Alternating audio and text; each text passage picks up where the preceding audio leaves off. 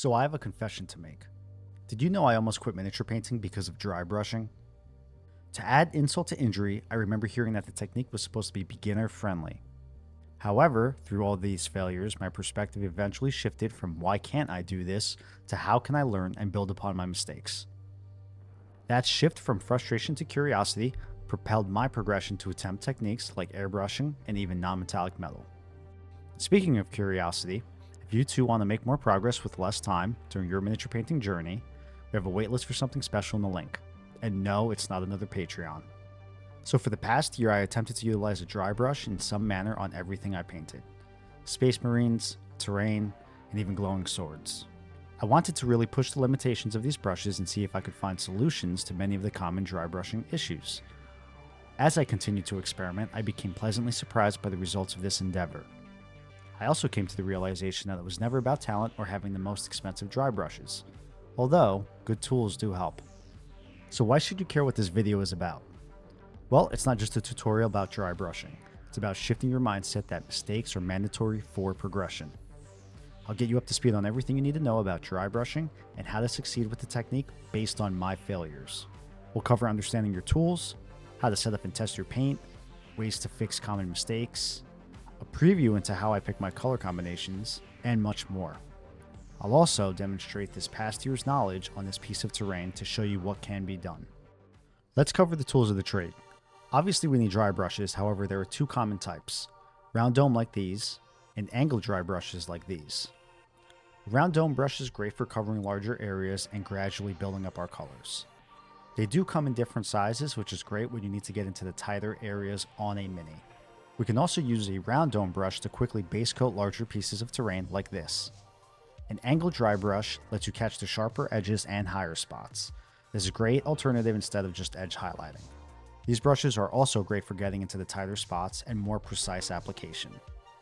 Regarding the round dome brush, you could also substitute with makeup brushes, but I will warn you they do not behave the same.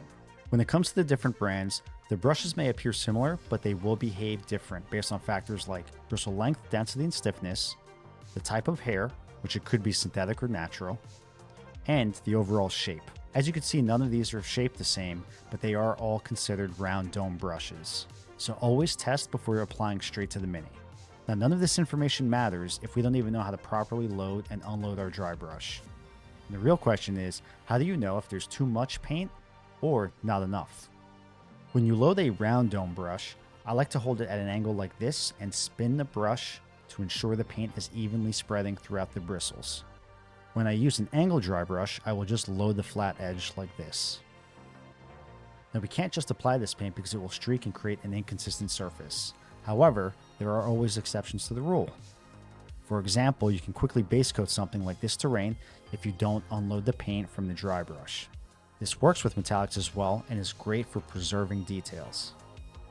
Okay, great, so you're probably thinking now you just need to unload the excess paint off the brush, right? Well, there's two questions that develop during the unload step. Number one, what surface do I unload the paint onto? And number two, how much paint do you unload? When it comes to which surface to use, I've seen many painters use paper towels, and there's nothing wrong with that. But I like using a dry palette. Don't worry, you can make one with a prime piece of cardboard and old sprues. My experience with paper towels caused two primary issues for me personally. Number one, I would sometimes pick up small pieces of lint or dust. And number two, the absorbent property of the paper towel seemed to dry my paints out pretty fast. Again, there's always exceptions. If you're working with a paint brand that runs thin out of the bottle, say Monument Hobby Pro Acryl, you may want the absorbent property. So as always, experiment and see what works for you. When I unload the brush, I will perform a two-step process. Using only the weight of the brush, I will unload paint until I don't see any streaks like this. You'll also notice I spin the brush as I do this. That's because some parts of the brush may still have wet paint. Finally, I will test on the back of my glove before applying to the model. The reason I only use the weight of the brush to unload the paint is because this amount of pressure sets up my baseline. Meaning, with little to no pressure, I can see how much paint comes off. As less and less paint is coming off as I'm working with the brush, I can gradually apply more pressure to transfer more paint. Once I see little to no paint coming off with some pressure, That's my cue to either dab the bristles on a damp sponge to reactivate the paint, or just load the brush with more paint. While we're on this topic, let's jump back to the black glove real quick. It's an excellent tool to practice in real time. If you notice, I'll use my knuckles to mimic a round flat surface, while I use the ripples of the glove to mimic sharper edges. You can also use the top of your hand to mimic flatter surfaces. Another consideration that I have to bring up is that not every paint color or brand will behave the same. So always take a few minutes to test and verify the behavior before applying directly to your mini. Question: have you ever had your paint dry up fast or become chalky during your session? Firstly, it's not your fault, especially with white paint. We need to talk about the relic and how to quickly harness its ability. During your painting session, you can use a damp dish sponge in a couple of ways. We do have a longer video on the relic, however, I'll give you the summary here. I always prep my dry brush by wicking the bristles against it prior to loading any paint. I've found that this helps catch any dust particles, lint, or possible dog hair that may transfer into the mini.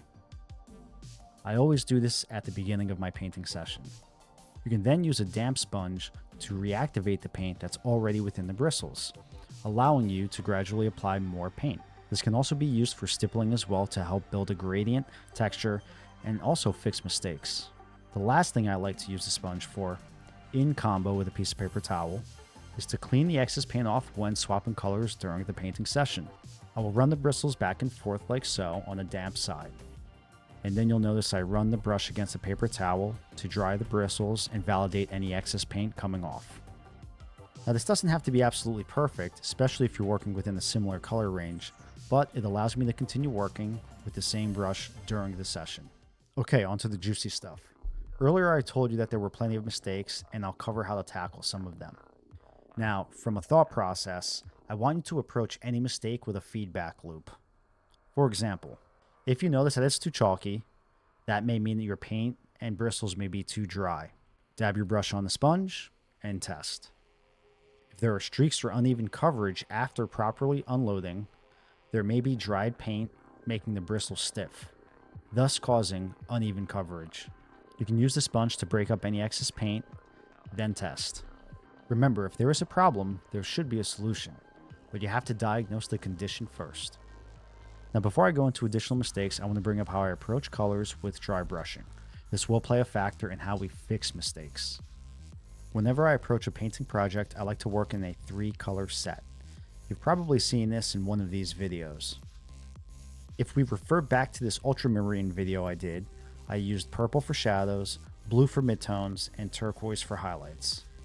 And if you're using a technique like slap chop, which is also known as grisaille or underpainting, your shadow color would be your black primed base, midtone would be gray, and highlight would be white. So how does any of this play a factor in fixing mistakes? In short, we just repeat the dry brushing order, but we do it on a much smaller scale. So instead of working on the entire mini, we might just do a shoulder or a shin pad. The success of this is purely dictated by using a smaller dry brush and even a standard basing brush like this one from Army Painter. For this example, the first thing I'm going to do is apply the base color to cover the mistake. Then using smaller brushes, I'll gradually build the color back up. For the final step, I'll use the standard basing brush to be more precise with the application. Let's pretend this shoulder piece was done using underpainting, and I made the mistake right in the middle of the project. Now in this scenario, I may not necessarily add black or gray to this area based off the location. But what I will do is use white paint and stipple some over the mistake to cover the bulk of it first.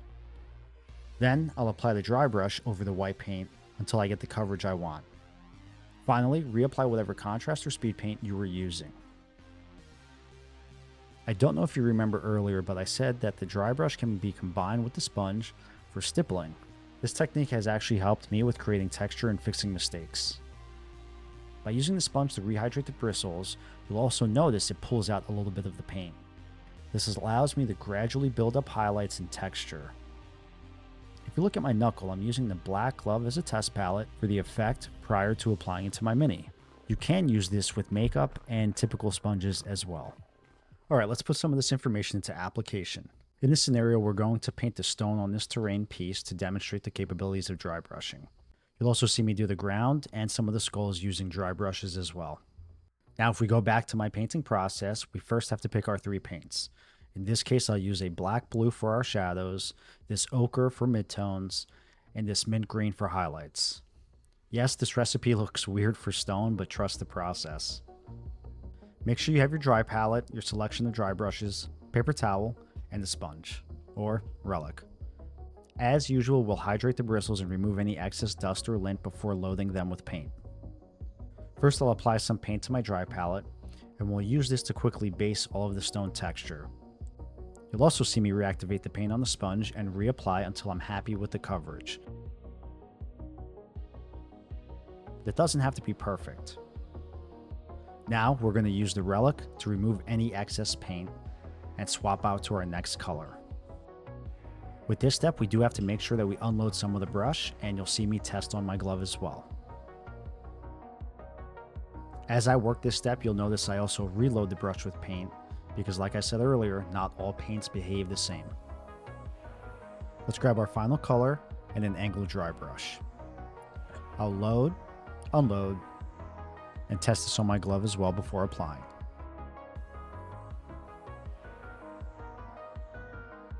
Let's finish up some of the details like the metallic trim, branches and vines, dirt,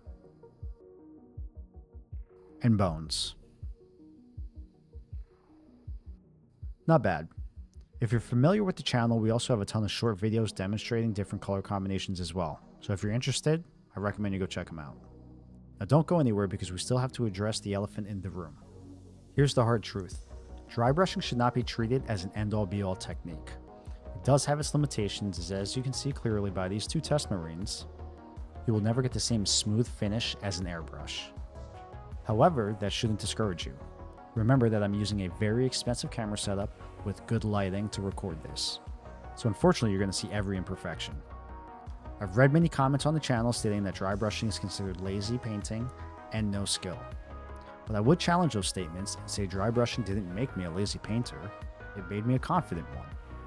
So I have 2 final questions to ask you. Is there anything in this video that you didn't know about or still struggle with? And what do you think Titus would look like if we painted him like a Black Templar?